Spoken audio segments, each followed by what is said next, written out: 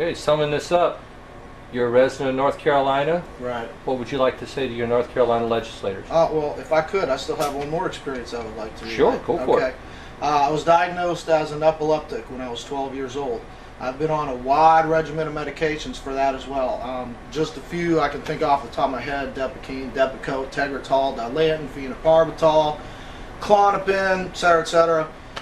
A lot of those did a lot of the same things the narcotics did. I had one, I think it was I believe it was a Tegretol that gave me violent mood swings.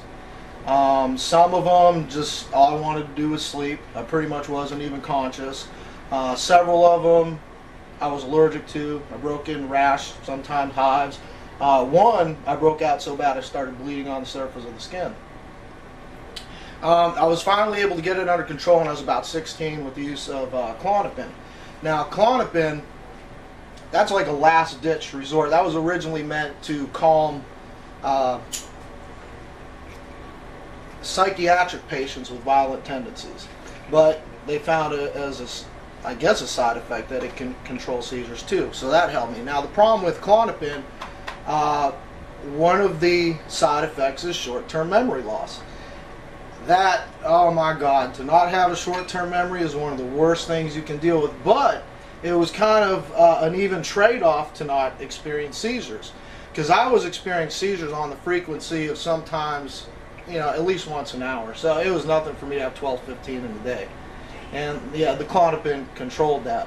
But then again, I had all the side effects I had to deal with. One of the side effects with Klonopin, when you first go on, not so much a problem once you've been on it for a while, but when you first get on it, there's a possibility you can slip into a coma. So it's okay to treat that with a medication like that, but not something like cannabis. And where I'm going with this, years later, every doctor I had after the Klonopin worked kept prescribing me Klonopin. Moved here to Wilson. I fell on hard times. The doctor I had owed him some money, and he refused to refill my prescription when I ran out because I owed him money. Give me a second. It's okay.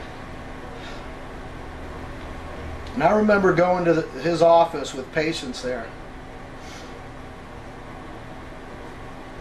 and pleading with them to give me my medicine so I could work, so I could drive. I was a single father with 2 kids. To be able to do the things I normally did that I knew I wouldn't be able to do without that medicine. And he agreed to refill it one more time, but that was it. So now I knew I had 1 month to find an alternative. Well, I mean, your physician knew that your life basically hung in the balance, and this is the way he reacted. And he refused to treat me because I owed him money. Yeah. So I had 30 days to find an alternative. I got online and I looked up alternative treatments for epilepsy. Now the ones that hit me first was a vegetarian diet, exercise, meditation, prayer, and one of the last ones I found was smoking marijuana. Well, because I only had 30 days, I did them all. I turned vegetarian, I started a strict exercise program, meditated and prayed every day, and I started smoking marijuana again. When that 30 days was up,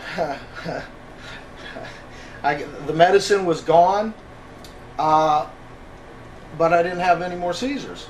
Seizures were gone. Seizures were gone, and they stayed gone. And I remember I didn't tell anybody but one person, in case something drastic happened to me, what I was doing and why I was doing it. So there was someone who had the answers if I fell out or got in a bad accident. So after a year of being seizure free, I kind of had a little party over it. Well, after that year, I gotta be honest, I was no longer vegetarian.